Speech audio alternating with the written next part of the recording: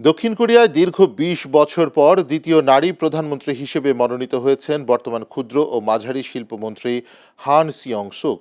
সম্প্রতি স্থানীয় নির্বাচনে ক্ষমতাসীন ডেমোক্রেটিক পার্টির বড় জয়ের পর প্রেসিডেন্ট লি জে মিয়ং এ ঘোষণা দেন। নির্বাচনকালীন ব্যালট পেপার সংকটের কারণে নির্বাচন সংস্থার প্রধানের পদত্যাগের বিতর্কের মাঝেই এই মনোনয়ন এলো। প্রেসিডেন্ট চিফ অফ স্টাফ জানিয়েছেন, কৃত্রিম বুদ্ধিমত্তার যুগে অর্থনৈতিক প্রবৃদ্ধি ও বৈশ্বিক সংকট মোকাবেলায় হান সবচেয়ে উপযুক্ত। ৩০০ আসনের পার্লামেন্টে ক্ষমতাসীনদের সংখ্যাগরিষ্ঠতা থাকায় তার অনুমোদন প্রায় নিশ্চিত। এর আগে ২০০৬ সালে হান মিয়ং সুক দেশের প্রথম নারী প্রধানমন্ত্রী হয়েছিলেন।